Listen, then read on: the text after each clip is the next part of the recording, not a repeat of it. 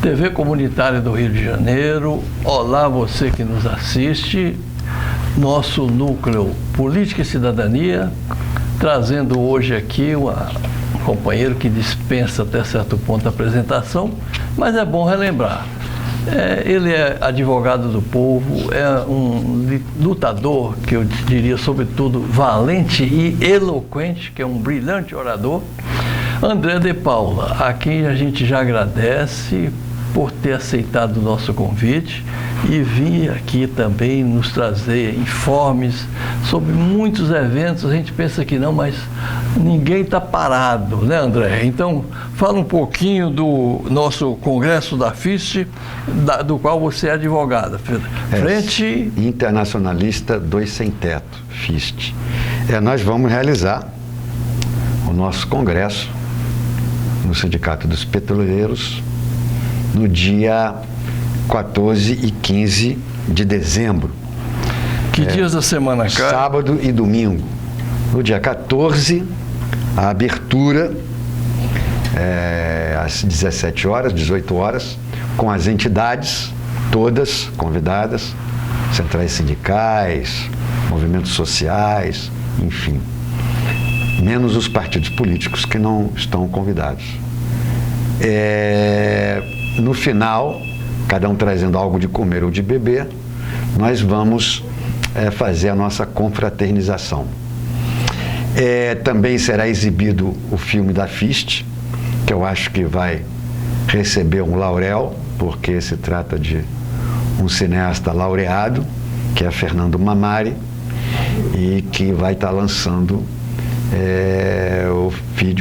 esse vídeo sobre as dezenas de ocupações que temos, nos constituindo no maior movimento de sem-tetos do estado do Rio de Janeiro.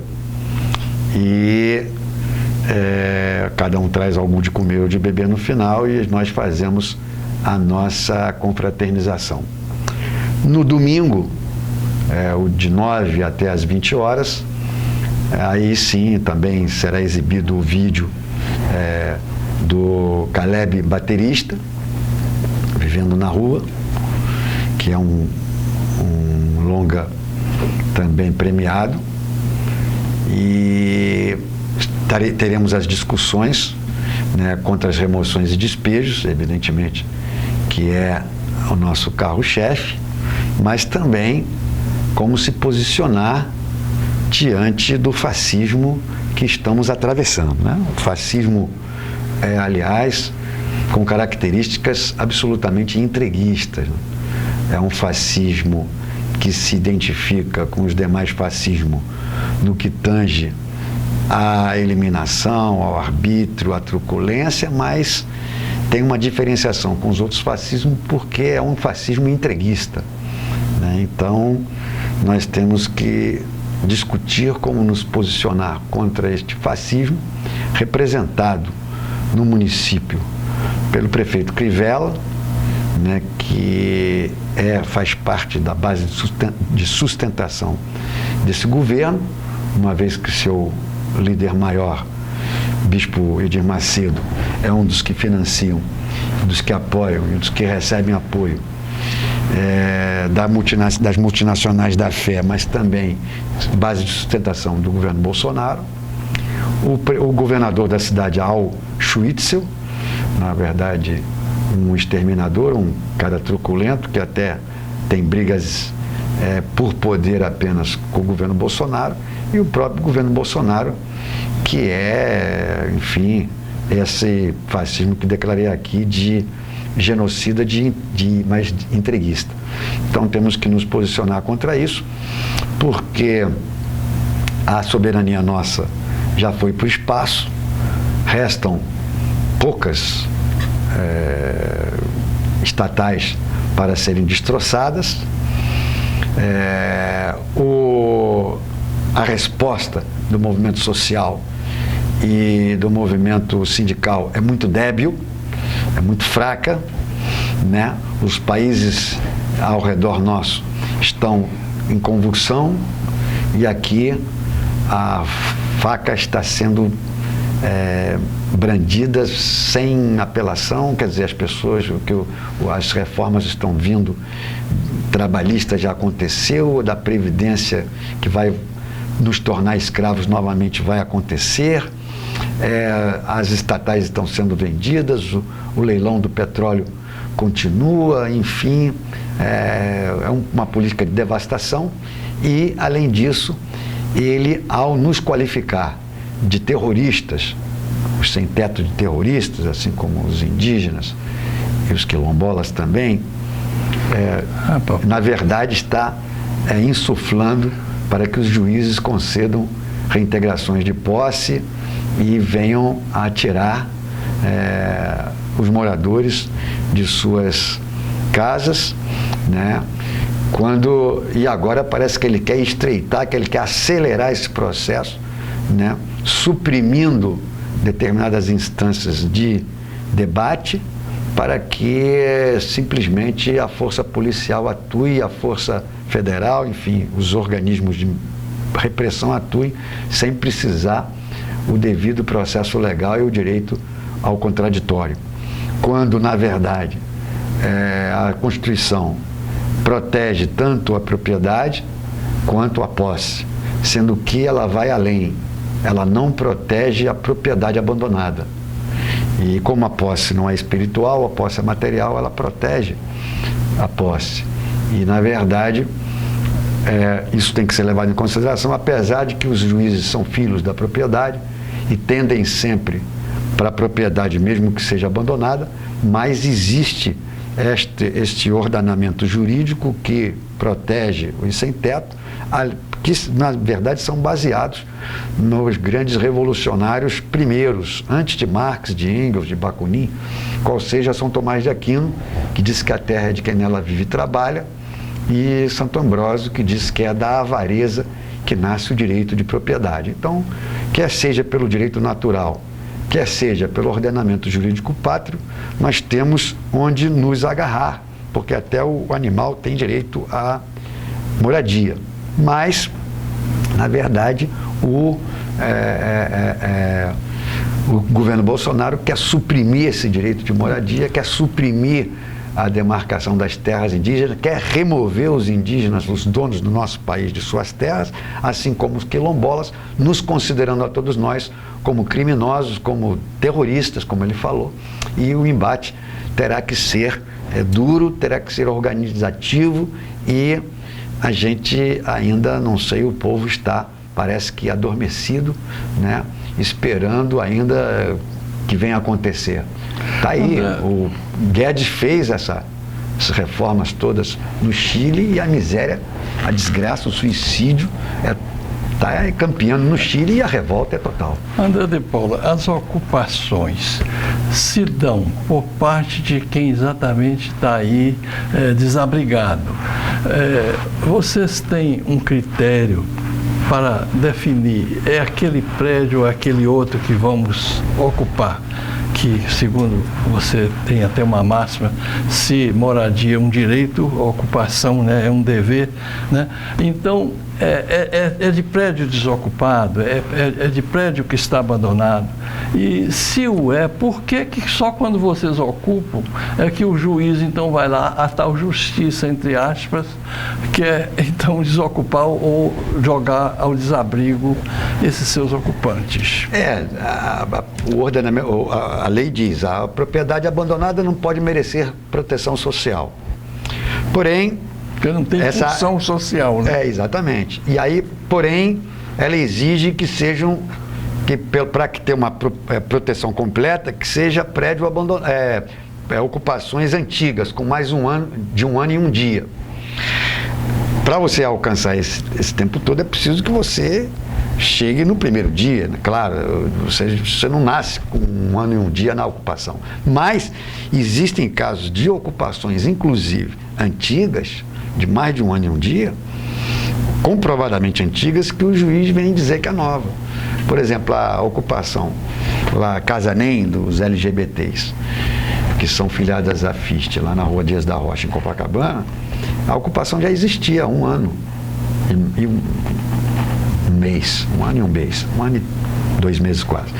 ela foi complementada. Aí, quando ela foi complementada, a imprensa noticiou, os proprietários procuraram a delegacia, só que essa ocupação já existia. Apesar das provas, a juíza quer se pegar que se trata de uma ocupação nova, quer dizer, distorcendo, né, os fatos, procurando, na verdade, ir de encontro às provas. O juiz não pode fazer isso. Antigamente, a gente suspeitava o juiz. E aí o processo parava. Não no crime, mas no cível, o processo parava quando a suspeição. Agora eles mudaram isso, quer dizer, a coisa, Soriano, está cada vez mais se acirrando. E o fascismo atual procura modificar também a legislação. Quer dizer, então a coisa é o cerco de todos os lados. Por exemplo, eu há 2 meses que eu não recebo a minha aposentadoria. Eu recebo um salário mínimo por mês, e o mês de maio e de junho, apesar de ter várias vezes ido ao INSS, ao banco, para comprovar, até hoje eu não recebi. Quer dizer, os caras estão tungando mesmo os mínimos direitos que as pessoas têm, procurando enrolar. Outro aqui que me antecedeu, calado, Mará Calado, falando que sumiram com os processos. Assim eles estão agindo. Somem com os processos, somem com teus proventos, tentando te sufocar por todos os lados. Então, na verdade, estas ocupações, elas têm ainda um respaldo jurídico para serem defendidas, só que os juízes estão, porque são filhos da propriedade e porque estão também incentivados pelo presidente da República, estão tentando passar o cerol. E as ocupações que foram organizadas desde o começo pela FIST, a gente está conseguindo mantê-las. As ocupações que a gente pegou quando já existiam ordens de despejo, nós não conseguimos reverter como a gente conseguia antigamente.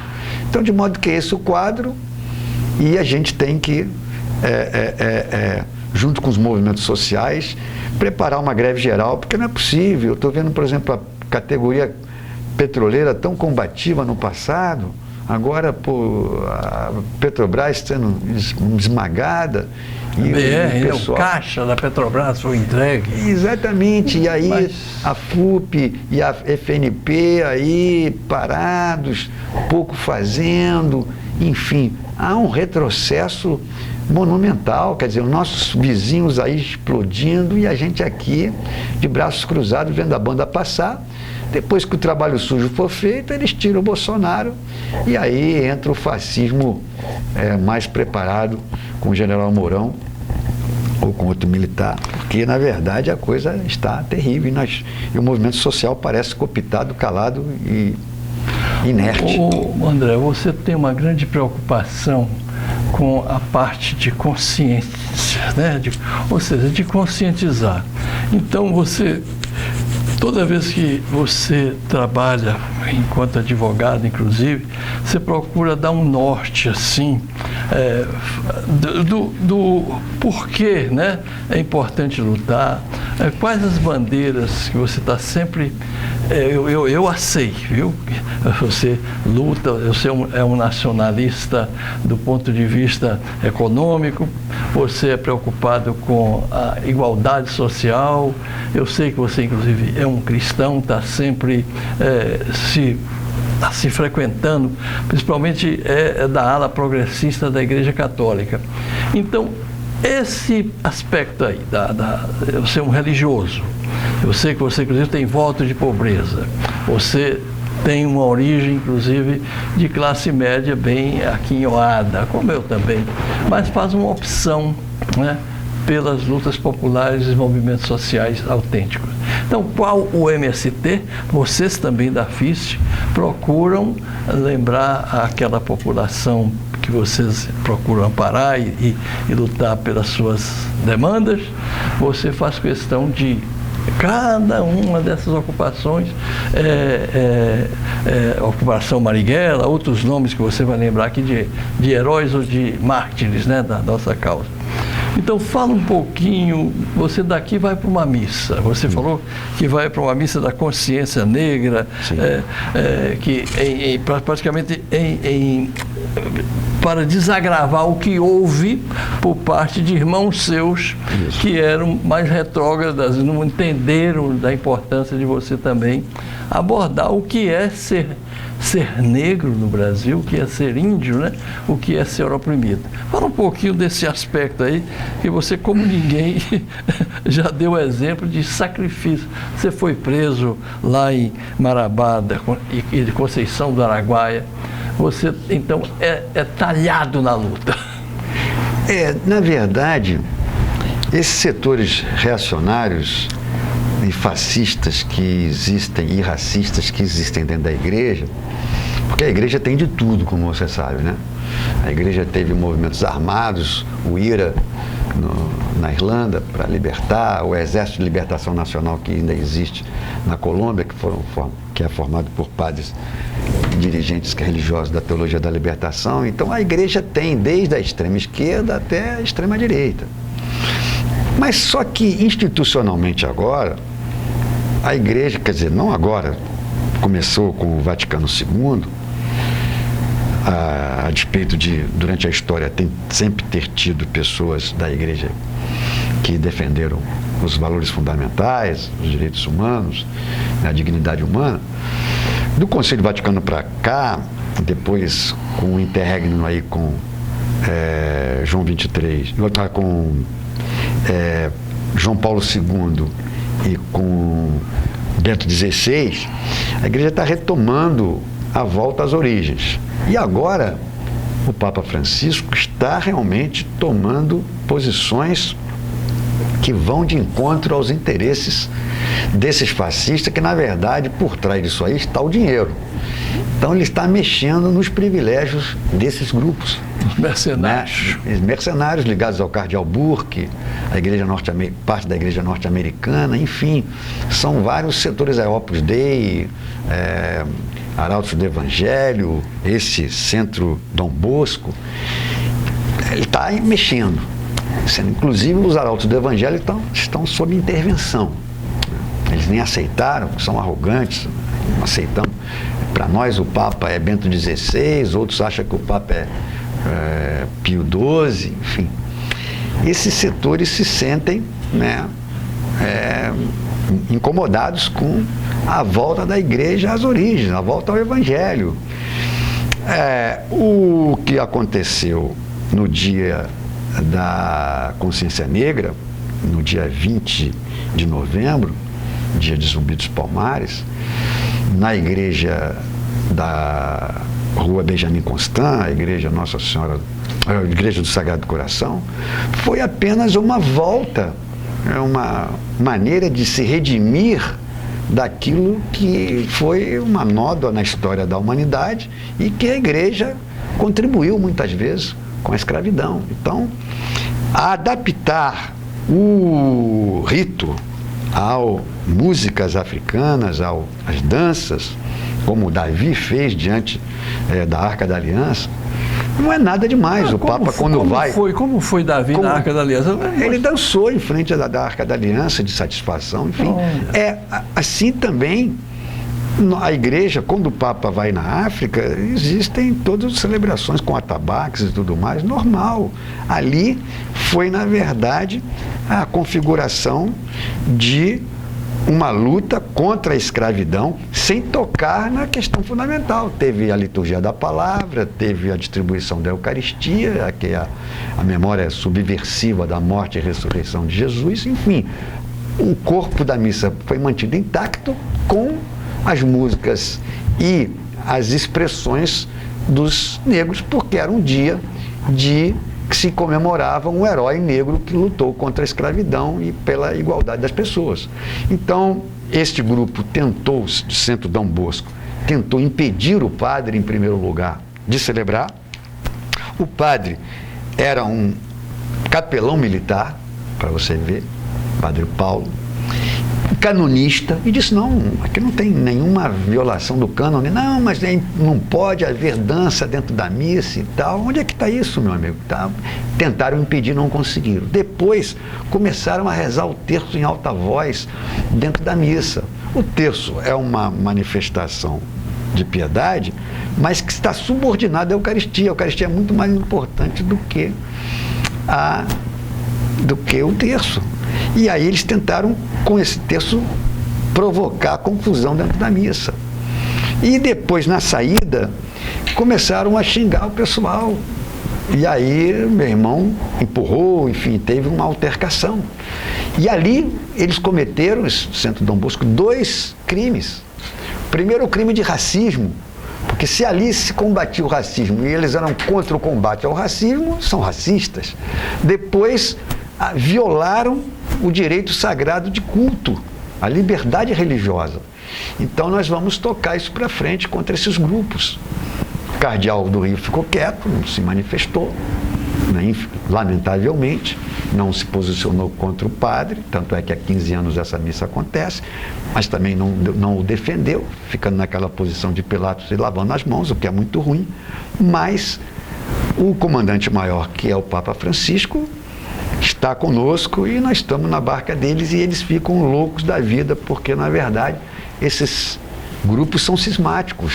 Esses grupos entendem que o Papa é outro. E se eles entendem que o Papa é outro, eles que saiam da igreja. Porque, na verdade, não toleram, né, a divisão, a repartição, a encarnação. Inclusive lá, Soriano, um detalhe importante, como o Bolsonaro usa aquele Hélio Negão, aquele capitão do mato, eles também tinham um negro, todos eles muito bem vestidos, branquinhos, cheirosos, pá, com terno, mas lá tinha um negro, capitão do mato, para mostrar, não, nós não somos racistas porque tem até um negro aqui, mas existiam negros, né, que eram capitães do mato, que contribuíam, que se venderam, que recebiam dinheiro e que eram mais ferozes muitas vezes do que os próprios colonizadores, do que os próprios escravagistas portugueses. Então, traidores se tem em todo lugar, inclusive os próprios discípulos de Jesus, entre eles tinha um traidor que era Judas. Então, aconteceu um ato hoje de manhã, em frente à igreja, e agora à noite vai ter uma missa de desagravo a esta violação e a estes crimes cometidos por esses Centro Dom Bosco, um grupelho que, junto com outros grupos, representa o cisma dentro da igreja e que eles são poderosos apenas porque tem muito dinheiro.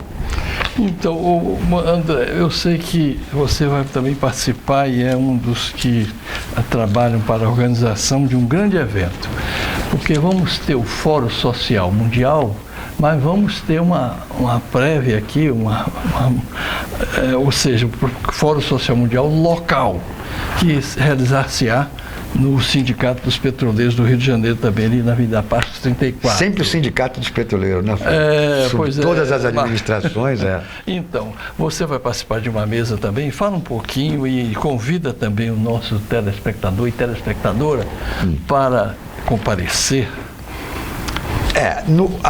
Na sexta-feira, o mais importante, quer dizer, antes, às 14 horas tem a credenciamento e rodas de conversa. Dia 29. Sexta-feira, 29. Comitê de Ação da Cidadania, Conselho de Segurança Alimentar e Economia Solidária. Começam às 14 horas. Às 18 horas tem um filme de longa-metragem, Dedo na Ferida. Esse filme é muito importante porque retrata ao que nós estamos vivendo. E depois uma mesa de abertura diferente das outras, quando todo mundo que tiver inscrito, num total de 40 pessoas, aí não dá mais do que isso, porque senão vamos ficar a noite toda, mas os 40 primeiros que forem inscritos terão direito à palavra. No sábado, credenciamento 9 horas da manhã continua com o lanche, depois uma mesa ampliada de discussão temática, cidadania e direitos humanos, meio ambiente e agrotóxicos, fome e saúde, mídia e cultura, economia e economia solidária, e privatizações e soberania vai para a parte da tarde. Depois teremos um almoço inclusive vegetariano, uma parte vegetariana e outra o almoço formal, normal. Depois teremos às 14 horas uma mesa ampliada de discussão temática sobre segurança, por exemplo, dos que eu me lembro aqui, estará o ex-delegado, o delegado aposentado Hélio Luiz, ex-parlamentar do Partido dos Trabalhadores, do PT, a galera da Aldeia Maracanã, o Zé Guajajara, eu, enquanto representante da FIST, da Frente Internacionalista do Sem Teto, falando sobre os nossos problemas, o pessoal LGBT e será um representante da Ocupação Casanem, que também é filiado à FIST. Teremos o Sérgio Ricardo falando sobre a questão ecológica. Enfim, teremos a irmã do Betinho também. Privatizações. Marco Arruda. Privatizações também. Privatizações também. Enfim, Marcos Arruda teremos e, finalmente, depois, o ato em defesa da Petrobras e da soberania nacional, porque não é possível entregar. Todos os países mantêm, ou pelo menos tentam manter, o seu petróleo e nós aqui entregando ele a preço de banana. André, você tem um minuto. Posso pedir para você passar aqui uma esperança? É possível acreditar numa sociedade melhor? Eu acredito na sociedade melhor, mas para que ela fique melhor é preciso luta. E eu aproveito a ocasião para convocá-los e convidá-los para toda sexta-feira, na Ocupação Antônio Louro, que é na Rua Visconde do Rio Branco, número 20, quer dizer, próximo à Praça Tiradentes, próximo à Central, Campo de Santana, para o Chopp Cultural Reflexivo. O Chopp Cultural Reflexivo é com cerveja artesanal, feita por uma cooperativa de trabalhadores, Caetés, da Favela da Maré. E, além de ser uma cerveja de excelente qualidade, para combater os transgênicos e o monopólio da Ambev. Então, todas as sextas-feiras, nós estaremos lá no Chopp Cultural Reflexivo, uma maneira também de discutir os nossos problemas e que seja um point, um bar da esquerda, para poder discutir todos os matizes e, com isso aí, tentar criar um mundo melhor. André de Paula, a gente agradece, em primeiro lugar, a você que nos assistiu, a você que aceitou nosso convite para estar aqui, e a luta continua na praça e na rua. Isso aí.